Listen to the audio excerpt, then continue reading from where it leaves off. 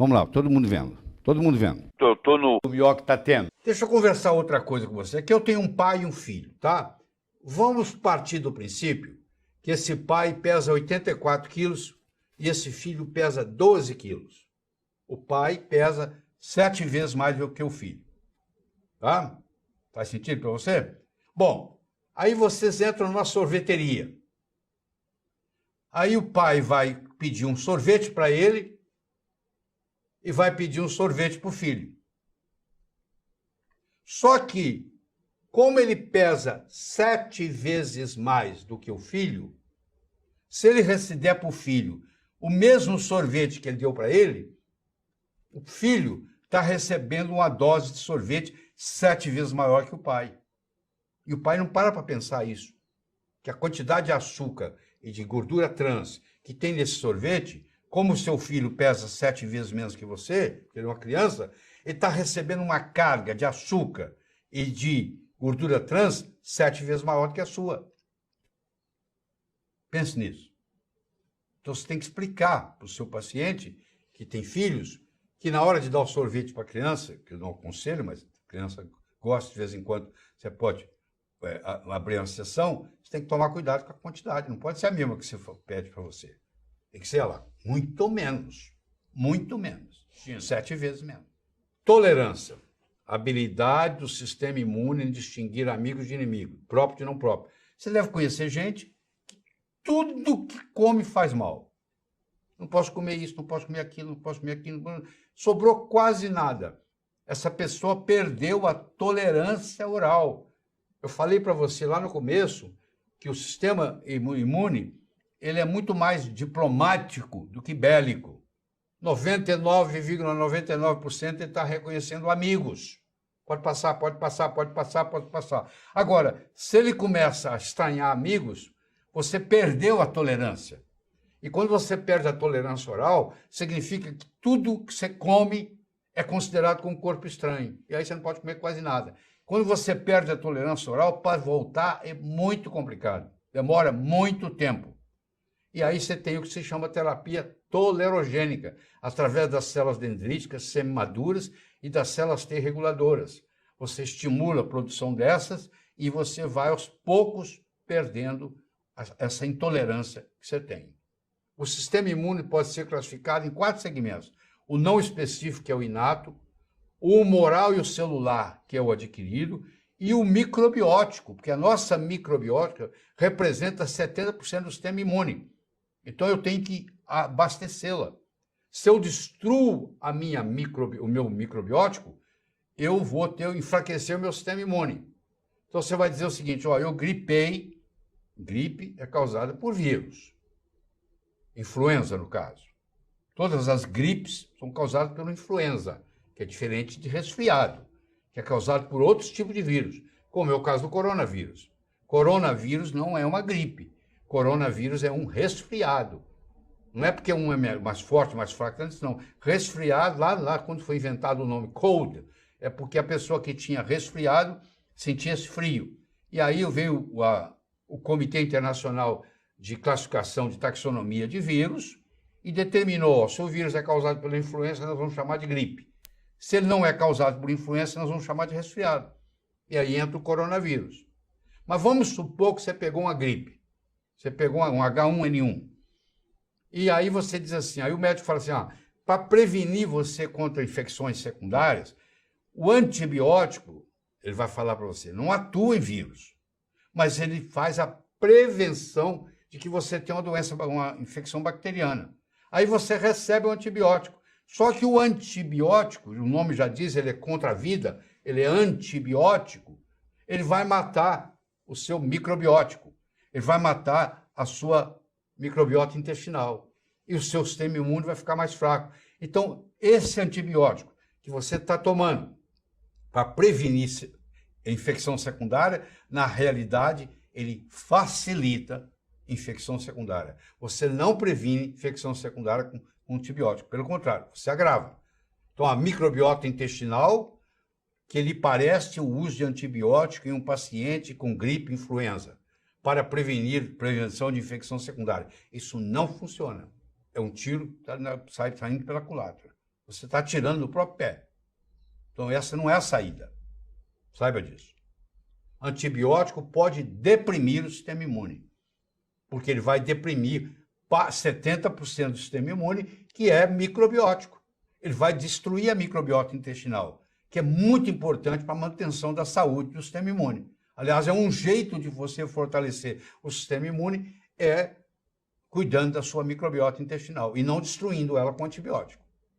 Faz sentido? Outra coisa que eu quero conversar com você sobre esse rei aqui, Mitrídates VI, ele era, antes de Cristo, ele era o rei do Ponto, chamava Ponto o lugar lá, e o pai dele, que era o Mitrídates V, explicou para ele, meu filho, o que mata rei é veneno.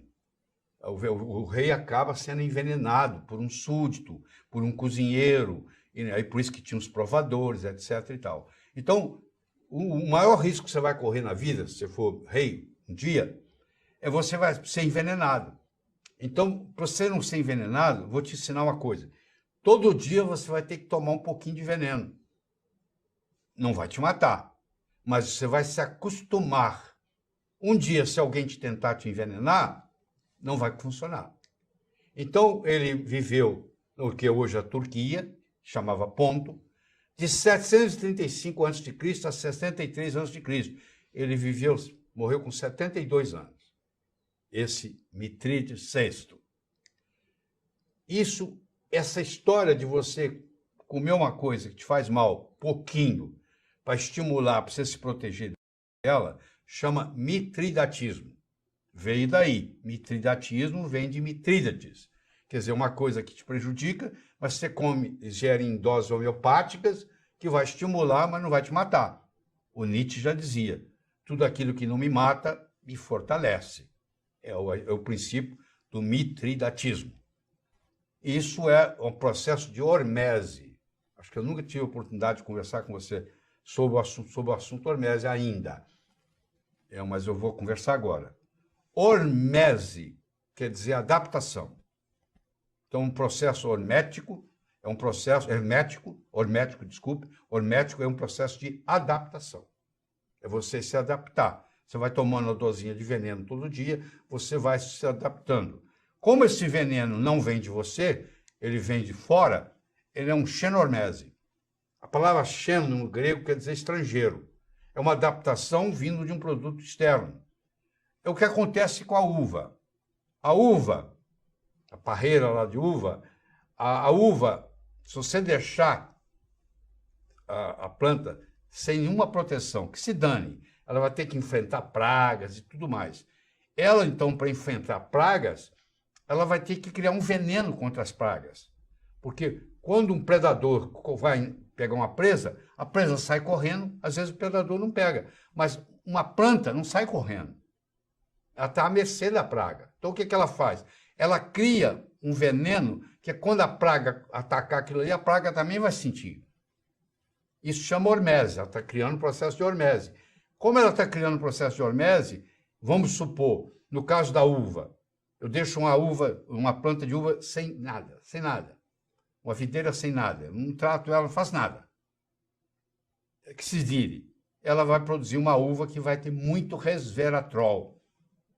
E agora eu, ser humano, vou me beneficiar dessa xenormese, porque eu estou usando uma hormese da planta, que ela se adaptou para combater a praga e criou essa substância, só que essa substância não me pertence, não pertence ao ser humano, por isso que é um chamado xenormese. Então o resveratrol, por exemplo, é um exemplo típico disso. E quando eu ingiro esse resveratrol, ele faz em mim o que ele fazia na planta, ele estimula o genoma a produzir a genes terem expressão, como, por exemplo, o gene da longevidade. Eu vou estimular o meu gene, que potencialmente pode fazer eu viver mais. Agora, olha que interessante. Esse Mitrídates fez isso a vida inteira. E ele ficou, claro que agora não tem veneno que mata ele. Olha a história. Aí, esse Mitrídates era um cara muito guerreiro. Ele ganhou muitas batalhas. Até que ele foi enfrentar o Império Romano. E ele deparou com Pompeu, o general Pompeu. E o general Pompeu acabou com ele, destruiu o território dele. Aí ele resolveu cometer suicídio. Só que ele esqueceu que ele tinha praticado o mitridatismo. E ele aí tomou veneno para morrer, para não ser preso e ser sacrificado pelo general Pompeu. Aí ele não conseguiu morrer. Quer dizer, ele experimentou o próprio veneno, no caso, né? Quer dizer, criou aquilo para não ser envenenado, e na hora que ele resolveu ser envenenado, porque era melhor do que sofrer o sofrimento todo que ele ia sofrer nas mãos do Pompeu, ele não funcionou. Quer dizer, tudo tem vantagens e desvantagens.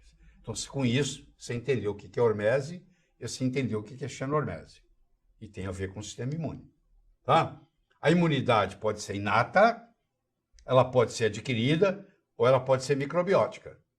Ou seja, a microbiota intestinal que você tem também contribui sobremaneira, 70% no aspecto da imunidade.